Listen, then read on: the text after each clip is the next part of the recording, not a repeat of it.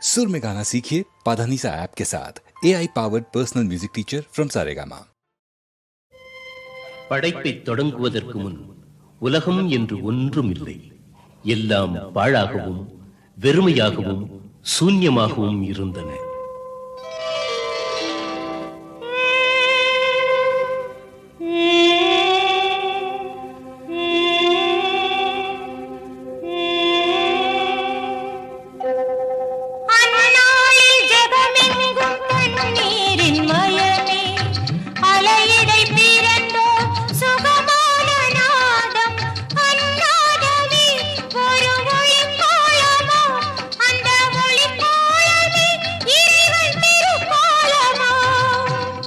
நீரின் மேல் அலைகின்ற ஒளியைப் போல் ஆண்டவன் ஆத்மஸ்வரூபமாக இருந்தபோது படைப்பை தொடங்கினார். பூமி, ஆகாயம், நட்சத்திரங்கள், புல் பூண்டுகள், செடி கொடிகள், நீர்வாழ் ஜந்துக்கள் என்று பலவற்றையும் சிருஷ்டித்து அவற்றையெல்லாம் பரிபாலிப்பதற்காக தன்னை போல் ஒரு சக்தி தேவை என்று எண்ணி முதல் மனிதனை மண் கொண்டு படைத்தார்.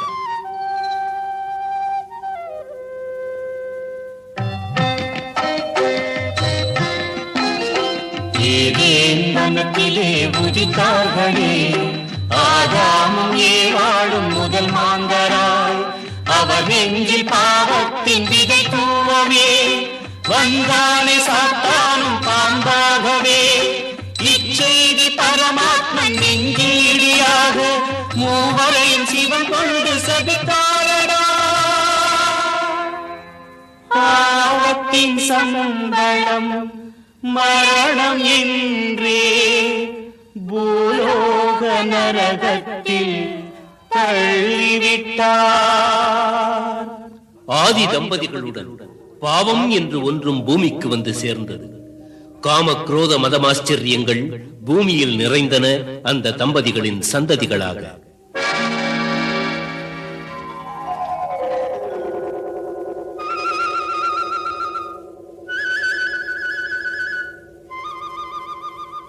கையின் ஆபெல் அண்ணன் தம்பியுடன் நரஜாதி பூமியில் தழைத்ததம்மா. அவரால் பாவங்கள் பல நூறு பிறந்தனவா. பாவத்தை நீக்கிட கேட்டாரே பிரபு வாழும் முறைகளை சொல்லி அன்புடன் பல முறை கேட்டாரே.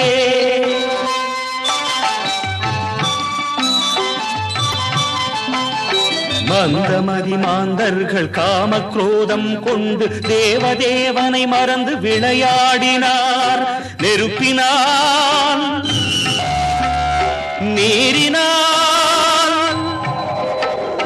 நெருப்பினால் நீரினால் பிரளயத்தை உருவாக்கி பாவிகளை வேரோடு களைந்தாரடா. எஞ்சிய மாந்தர்க்கு 10 கட்டளை தந்து இவை காத்து நலமாக வாழ்க என்றார். அந்த 10 கட்டளைகள், தேவதேவன் என்றும் உனக்கு நானே, என்னை அன்றி உனக்கு வேறு தேவன் இல்லை, மேலே வானத்திலும் கீழே பூமியிலும் கீழே இருக்கும் தண்ணீரிலும் உள்ளவற்றை கொண்டு விக்கிரகங்கள் செய்யாதே, அவற்றை பூஜை செய்ய வேண்டாம் என்பது முதல் கட்டளை.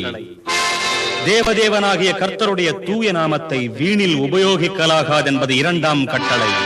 ஓய்வு நாள் உன் பண்டிகை நாள், அதை தூய நாளாய் காக்க வேண்டும் என்பது 3ஆம் கட்டளை. ஈன்றெடுத்த உன் தாய் தந்தையை எந்த நாளும் வணங்க வேண்டும் என்பது 4ஆம் கட்டளை. மனித உயிரை போக்கலாகாதென்பது 5ஆம் கட்டளை. விபச்சாரம் செய்யலாகாதென்பது 6ஆம் கட்டளை. களவு செய்யலாகாதென்பது 7ஆம் கட்டளை. பிறருக்கு தீங்காக பொய் சாட்சி சொல்லலாகாதென்பது 8ஆம் கட்டளை. பிறர் வீட்டின் மேல் பேராசை படலாகாதென்பது 9ஆம் கட்டளை.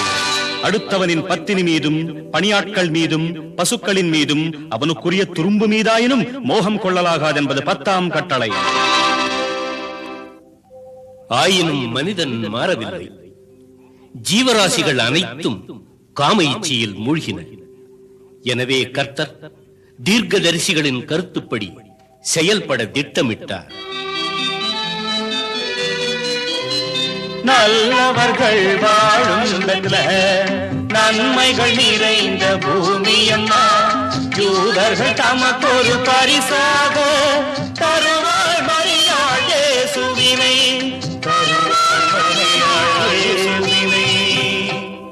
உலகத்தின் மேன்மைக்காக தான் மனித வழிவெடுக்க வேண்டும் என்று எண்ணிய கர்த்தர் கன்னிமரியாளின் வயிற்றில் உருக்கொள்ள சித்தம் கொண்டார்.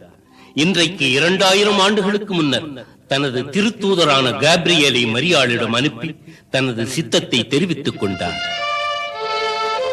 மங்களம் மங்களம் மரியம்மா, விரைவிலே தங்க மகன் பிறப்பானம்மா.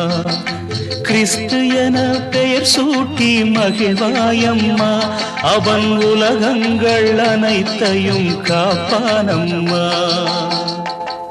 கேப்ரியேல் சொன்னதை கேட்டு மரியாள், கன்னியாகிய நான் எவ்வாறு கருத்தரிக்க முடியும் என்று ஆச்சரியத்தோடு வினவ, அதற்கு தேவனின் திருத்தூதர், பரிசுத்த ஆவி உன்னையே தேர்ந்தெடுக்கும், மிக உயர்ந்த சக்தி உனை சேர்ந்திருக்கும், ஆதி அந்தம் இல்லாதவன் உனது பிள்ளை, தாவீதின் அரியணை அலங்கரிப்பான், உன் கருவில் உருவாகும் தேவதேவனோ, யுக யுகங்கள் பூமி காக்கும் ஆதி தேவனாம்.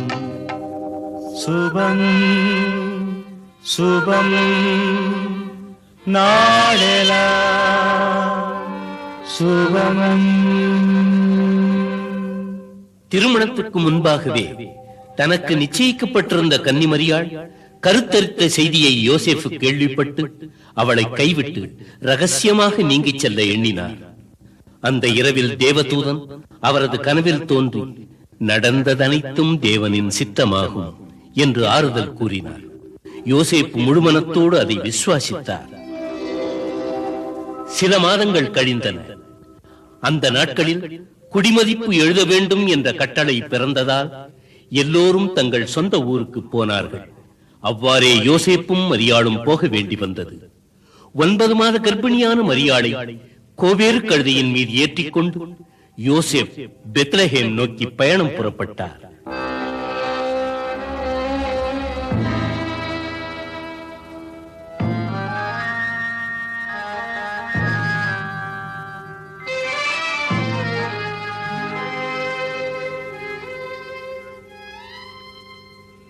எத்தனை தூரமோ பெத்லஹேம், எத்தனை நாள் நடப்பதோ கால்கள் நோகுதே.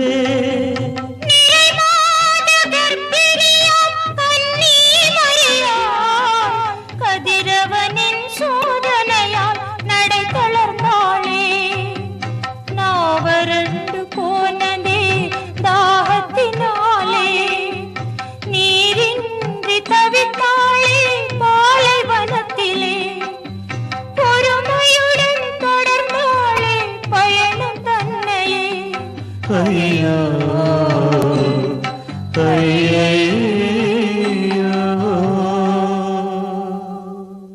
யோசேப்பும் மரியாளும் மிகுந்த கஷ்டப்பட்டு பெத்லஹேம் வந்து சேர்ந்தார்கள்.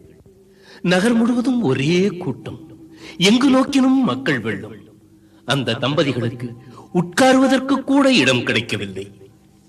மிகுந்த பிரயாசைக்கு பிறகு பிரசவ வேதனையால் துடித்துக் கொண்டிருந்த மரியாளுக்கு மட்டும் ஒரு மாட்டுத் தொழுவத்தில் இடம் கிடைத்தது.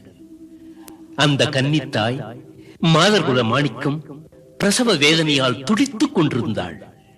இந்த உலகத்தை காத்து ரட்சிக்க ஒரு மகா புருஷன் அவதரிக்கப் போகிறார். வந்து கொண்டிருக்கிறார், வந்துவிட்டார்.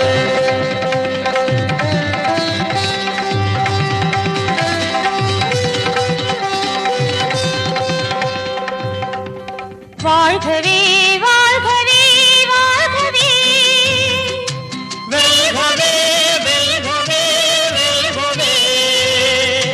மேற்கு வானில் மறைந்து போன காலை கதிரவன் மரியாள் திருவயிற்றிலிருந்து குதித்தானே மீண்டும். மாட்டுக்கொட்டில் தான் அவனின் ராஜமண்டபம், கழுநீர் தொட்டியே தங்க சிம்மாசனம்.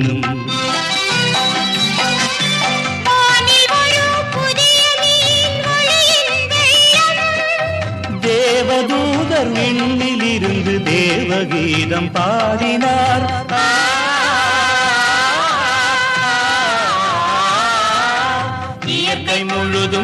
மறந்து நடனம் ஆடலானதே.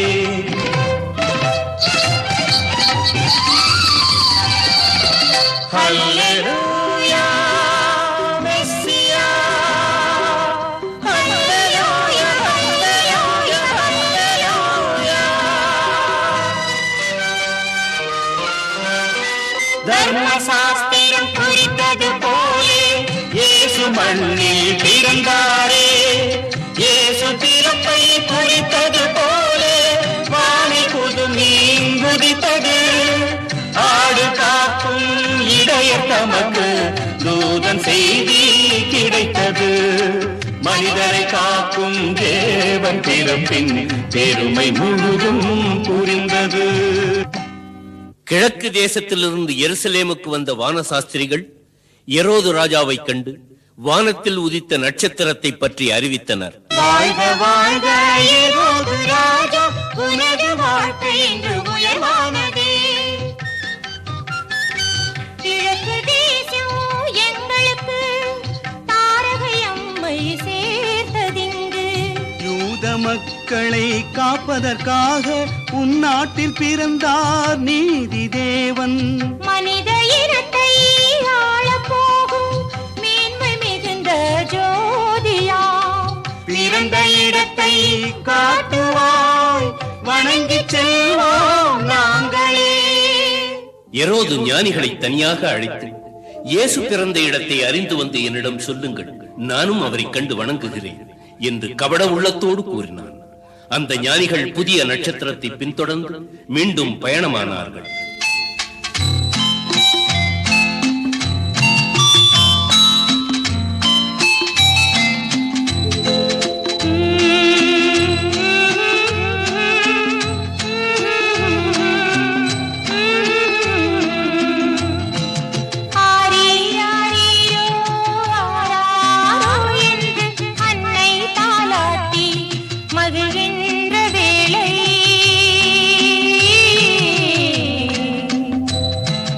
லட்சிய பிறப்பே காப்பாற்றியம்மை என்றே தந்தை துதிக்கின்ற வேளை,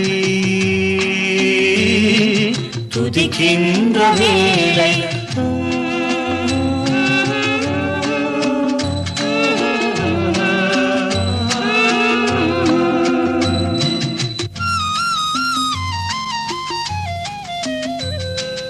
மாட்டுக்குட்டில் காட்டியே நின்றது தாரகை.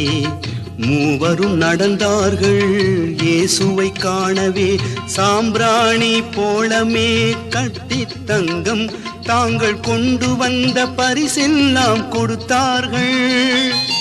உமை கண்ட எம் வாழ்வு தூய்மையானதென்றே மனமாற இயேசுவை துதித்தார்கள்.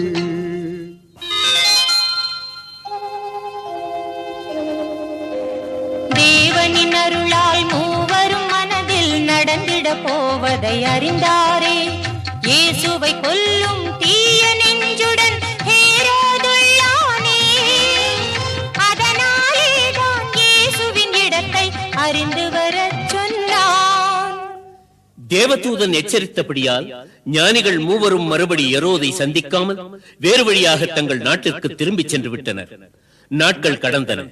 தேவதூதனின் யோசனைப்படி எரோதின் மரணத்துக்கு பின் யோசேப்பு இயேசுவையும் மரியாளையும் அழைத்துக் கொண்டு கலிலியோவைச் சேர்ந்த நாசரத் என்னும் இடத்திற்கு வந்து சேர்ந்தார். அங்கே இயேசு மனிதர்களின் உதவியோடும் தேவனின் அருளோடும் வளர்ந்து வந்தார். இந்த சமயத்தில் எலிசபெத் ஜக்கரியா என்ற தம்பதிகளுக்கு மகனாக பிறந்த யோவான் ஒட்டக ரோமத்தால் ஆன ஆடையை அணிந்து கொண்டு காட்டுத் தேனையும் வெட்டு கிளிகளையும் உண்டு யோர்தான் நதிக்கரையில் தேவனின் பெயரால் மக்களுக்கு ஞான ஸ்நானம் வழங்கி வந்தான். இயேசு கிறிஸ்து கூட யோவானிடம் ஞான ஸ்நானம் பெற விரும்பி யோர்தான் நதிக்கரைக்கு புறப்பட்டார். ஏழை போலே இயேசுநாதனும் யோர்தான் வந்து சேர்ந்தார். ஞான ஸ்நானம் எனக்கும் அருள் என யோவான் தன்னை கேட்டார். மரியாளின் செல்வமே, நசரேத்தின் மைந்தனே, நீ வரும் நாளை நானும் பார்த்திருந்தேனே. புனித இயேசு புன்னகை புரிந்தார் தர்மம் வாழ்கவே. இப்போதெனக்கு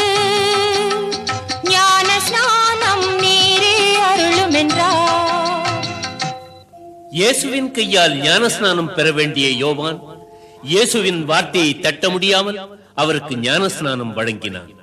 ஞானஸ்நானம் பெற்றுக்கொண்டு இயேசு தண்ணீருக்குள்ளிருந்து வெளியே வந்தபோது வானத்திலிருந்து தேவனின் ஆவி ஒரு புறாவின் வடிவத்தில் வந்து இயேசுவின் தோள் மீது அமர்ந்தது. அப்போது அசரீரி இவ்வாறு உரைத்தது: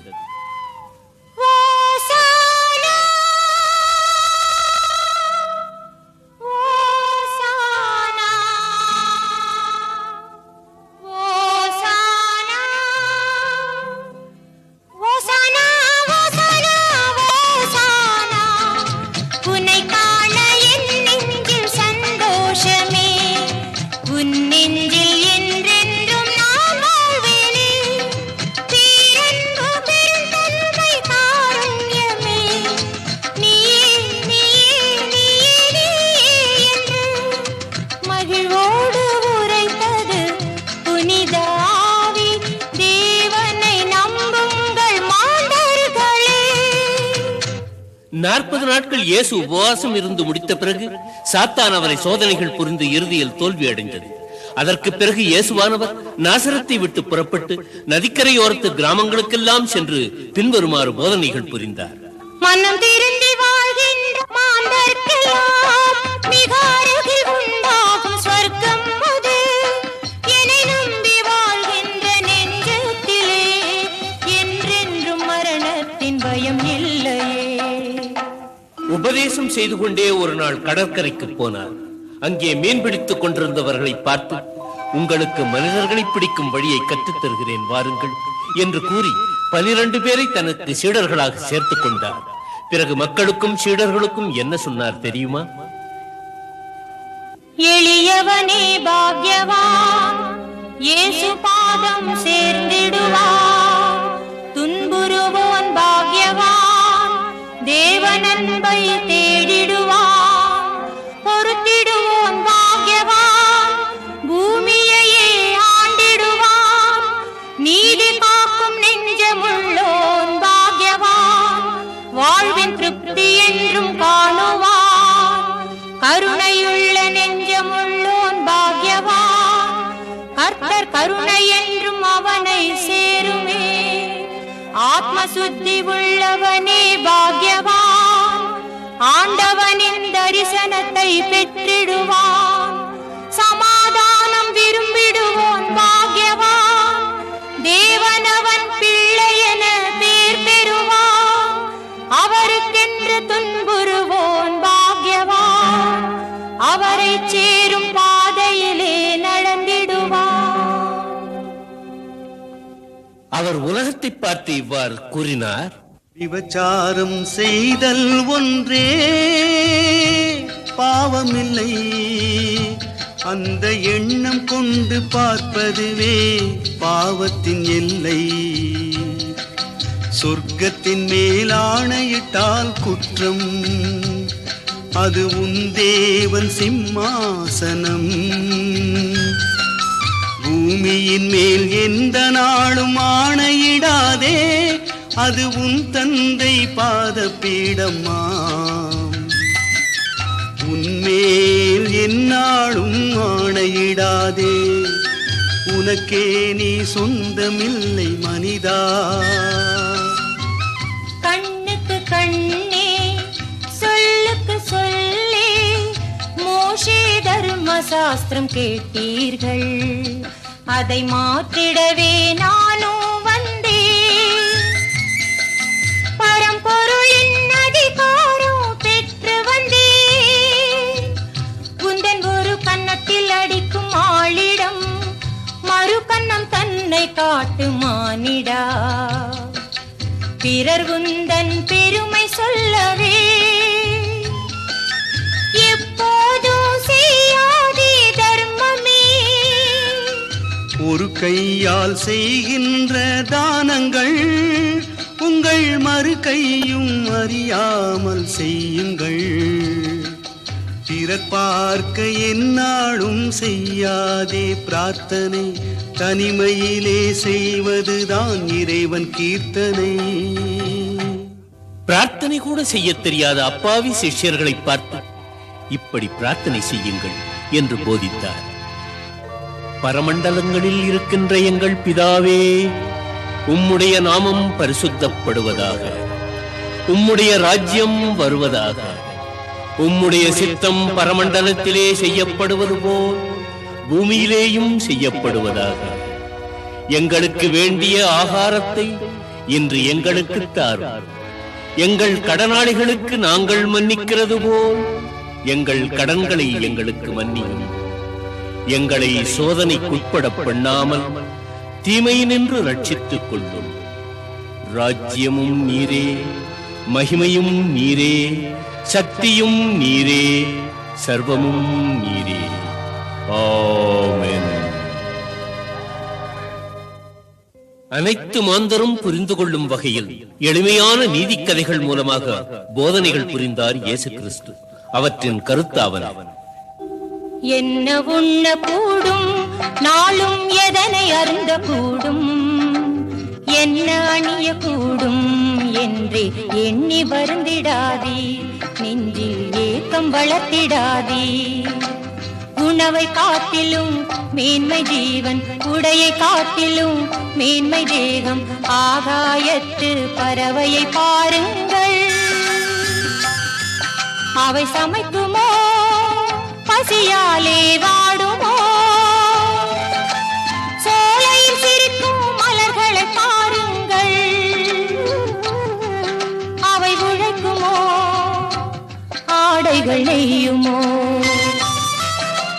காட்டு புல்லுக்கு கௌரவம் தந்து காப்பான் தேவனில், காட்டிலும் உயர்ந்த மானிடர் உமக்கு கருணை தாரானோ? ஆத்ம நிச்சயம் உள்ளவர் வாழ்வை ஆண்டவர் நடத்துகிறார். எதிர்காலம் நினைந்து ஏங்கி தவிப்பதை களைந்திடும் மானிடரே. நாளைய கடமைகள் நாளைக்கு முடியும், இன்றைய செயல் முடிப்பீர். ஒவ்வொரு நாளும் நடப்பது நடக்கும், உள்ளத்தில் துயர் வேண்டாம். மற்றவர் தவறின் விமர்சனம் புரிவது மாண்பல்ல தோழர்களே. உங்கள் கண்களில் இருக்கும் துரும்பினை எடுத்து அடுத்தவர் கண்களின் துரும்பினை களைந்திடுங்கள்.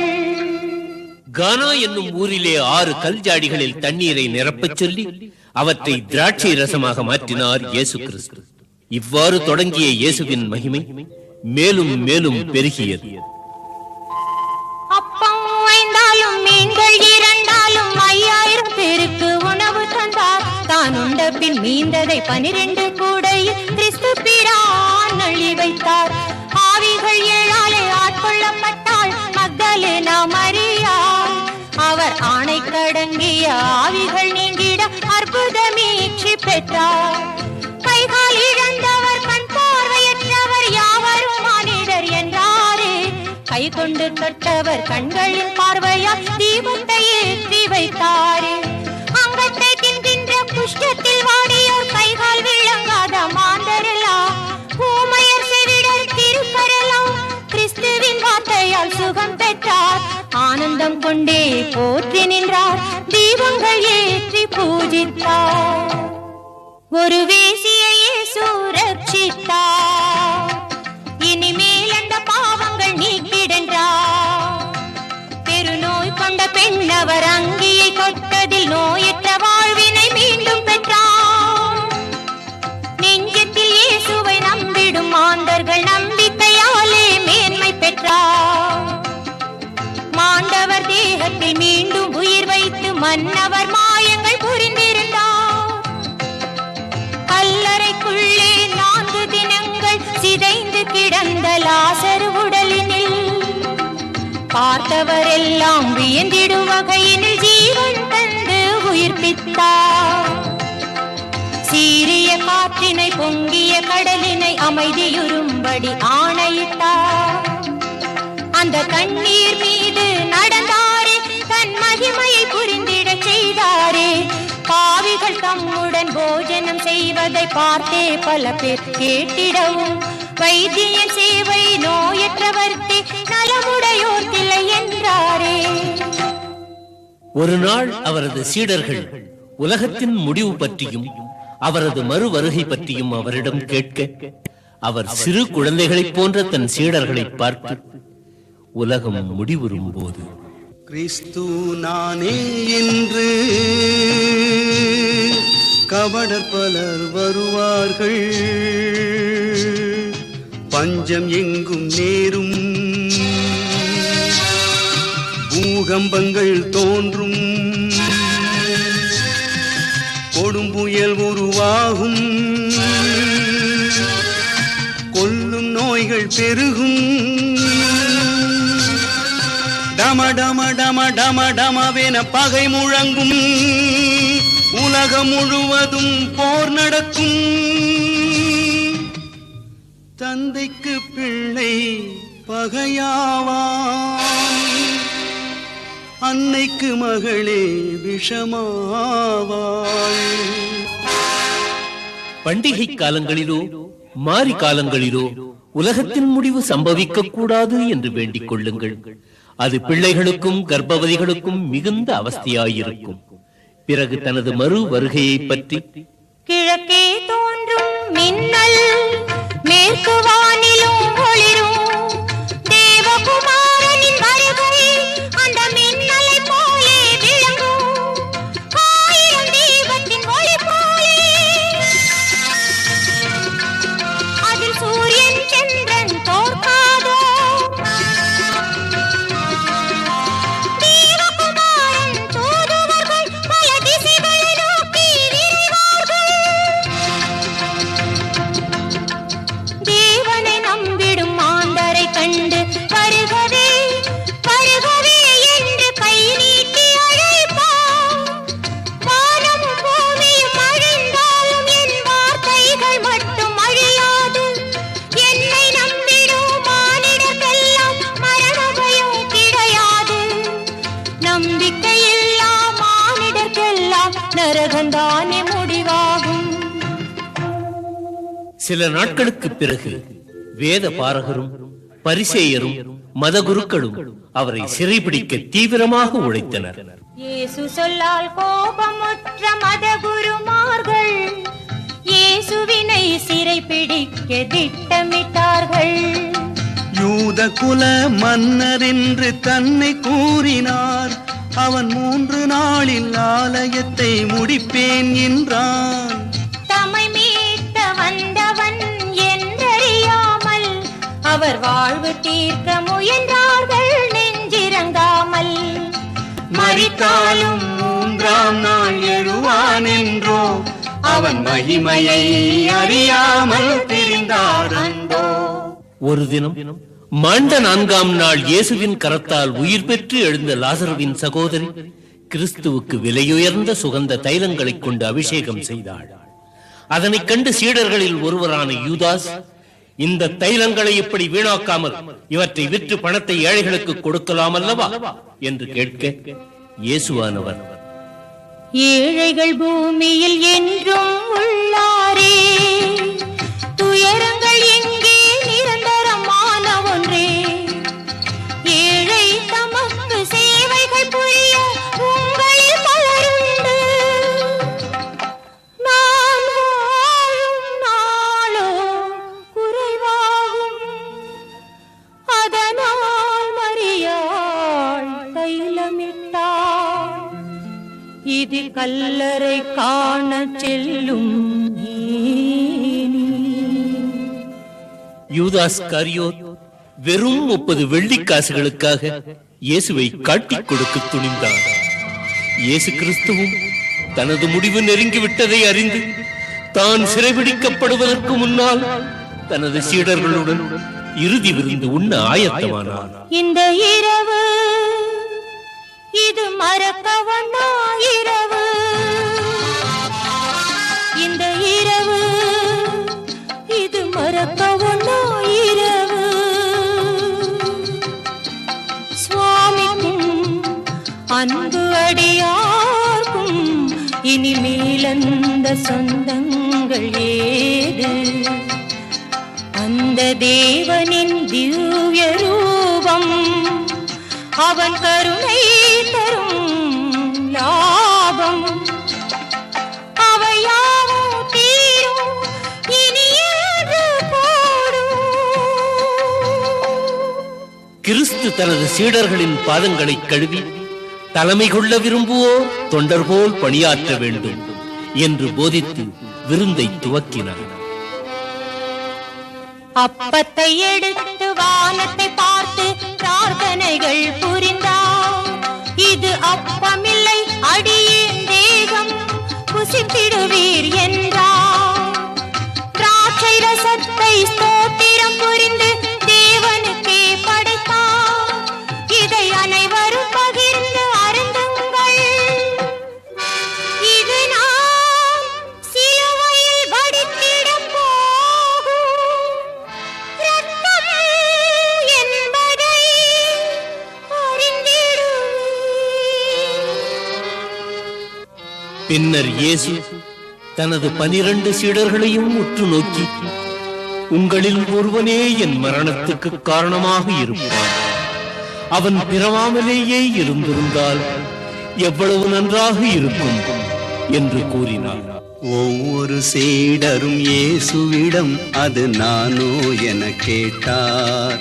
அவர் செவ்விதழோரம் புன்னகை தவழ யூதாஸ் தன்னை பார்த்தார். நானா பிரபு நான் தானா என யூதாஸ் கேட்டானே.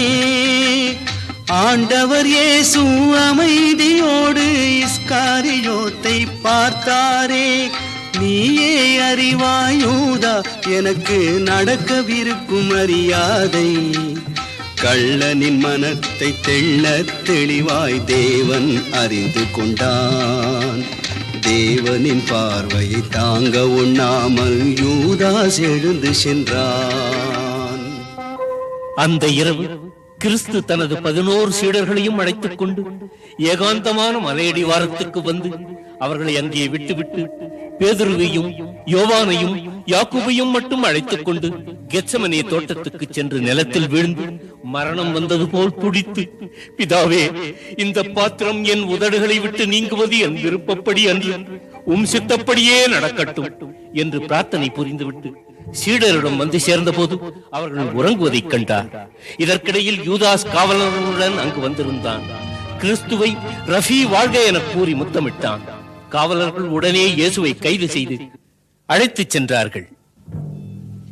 பாவம் நீக்க வந்தவரை பாவி என்று நிந்தனைகள் புரிந்தாரே கூவி, ஏதேதோ பழி கூறி இகழ்ந்தாரே முகத்தில் இச்சிலினால் அபிஷேகம் நடத்தி, எண்ணம் போலே அவரை வதைத்து எவர் புரிந்தார் என சொல்ல கேட்டாரே நகைத்து. அன்னா காய்பா என்போரின் சங்கத்திலிருந்து இயேசு நீதி விசாரணைக்காக உயர் அதிகாரி பிலாத்துவின் முன்னர் கொண்டு வந்து நிறுத்தப்பட்டார்.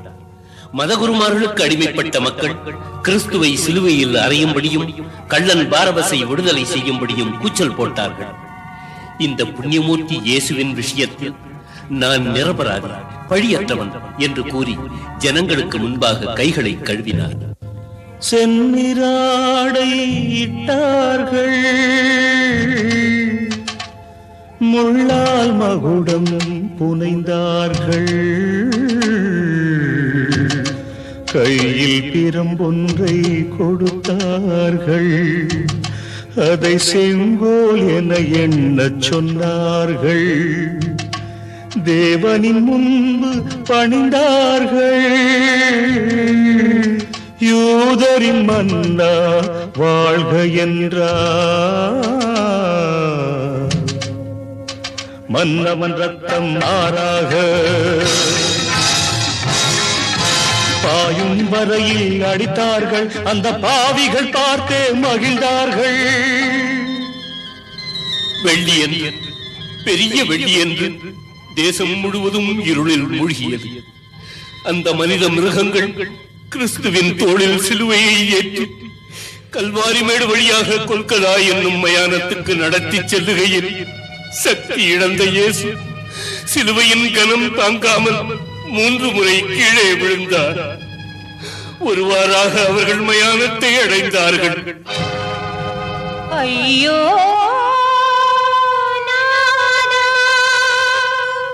ஐயோ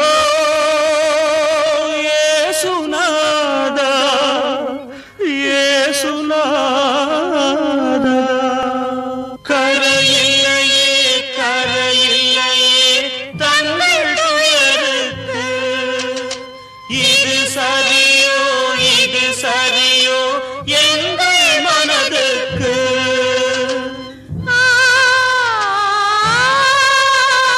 மண்ணில் வானத்தின் சேதி சொல்லவே வந்ததை அறிந்தோ தங்கள் முகத்தில் பொங்கும் கருணையின் வெள்ளத்தில் மிதந்தோ மலரை போன்றவும் வதனம் முழுவதும் சிவந்து போனதோ சிரசில் இருந்து நதியை போலவே குருவி பாயுதையோ வண்ண முகத்திலே எச்சில் அருவிகள் வழிகின்றதென்ன மின்னும் விழிகளும் குளங்களாகவே நிறைந்தது கண்ணீர் சிலுவையில் ஏற்றி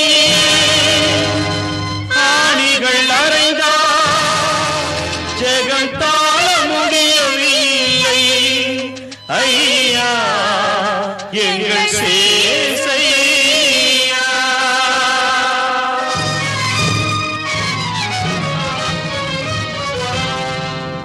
வானிலிருந்து வந்த மேசையா ஆசி வழங்கிய கரங்களுக்குமே ஆணிகள் தான் பரிசா பலரும் வணங்கிய பாதம் இரண்டுமே புல்படுதல் முறையா அங்கு பாருங்கள் தேவா துன்பம் கொண்டவும் அன்னை அழுவதை பாருமையா உமை போற்றிடும் மக்கள் துயரினை நீ பார்க்க வேண்டுமையா ஏற்கனவே சிலுவையில் அறையப்பட்ட இரு கள்வர்களோடு இயேசுவையும் சிலுவையில் அறைந்தார்கள். பரம பவித்திரனும் லட்சிய பிறவியுமான இயேசு மரச்சிலுவையில் மரணத்தோடு போராடுகின்றார்.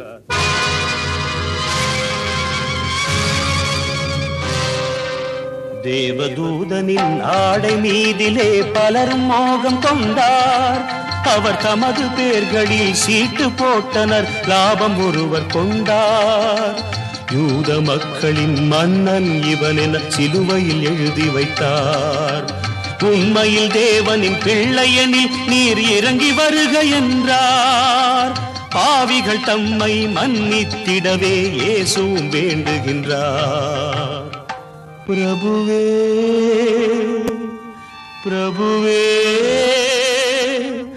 எங்கள் பிரபுவே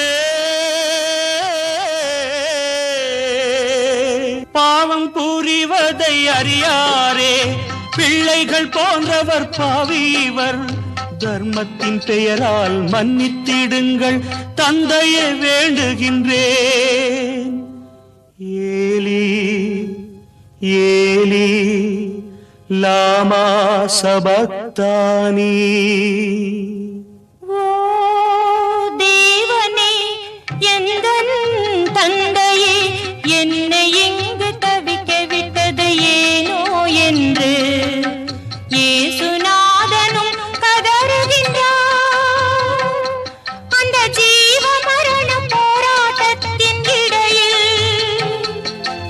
7 வார்த்தைகள் உரைத்தாரே இதயம் வெடிக்க ஓலமிட்டு ஆவியை தேவனுக்கு அர்ப்பணித்தாரே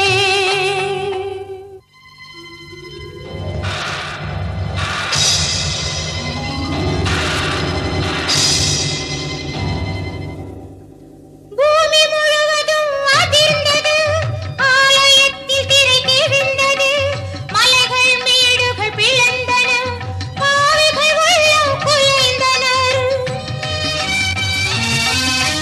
மண்ணுக்குள்ளே துயின்ற நல்லோர்கள் உயிர் கொண்டெழுந்தனரே மக்கள் எல்லோரும் இயேசுவின் பெருமையை மேலும் அறிந்தனரே இயேசு தேவனின் பிள்ளை தானென அறிந்ததும் நடுங்கினரே மனுஷகுமாரனின் மாண்ட உடலினை மண்ணுக்குள்ளே புதைத்தனர் பாவிகளே கல்லறை தன்னை காத்திட சொல்லி சேவகன் ஒருவனை உடனே வைத்தாரே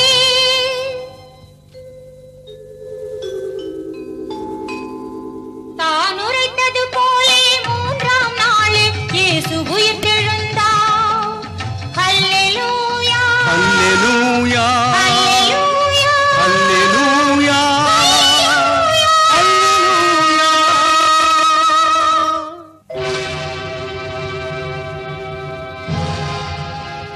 இயேசு தனது 11 சீடர்களுக்கும் தரிசனம் தந்தார். பிறகு சில நாட்கள் ஆங்காங்கே பல பேருக்கு காட்சி தந்து ஒரு நாள் இறுதியில் பரலோகம் எய்தும் போது தனது சீடர்களிடம், வானிலும் மண்ணிலும் அதிகாரங்கள் உள்ளவன் நானே. என் ஆணைகள் ஏற்று அறிவுடன் நடந்து மேன்மை பெற்றே வாழுங்கள். தேவனின் பெயரால் மக்களை சேர்த்து எனது செய்திகள் கூறுங்கள். கிறிஸ்து நாமத்தை பரப்புங்கள்.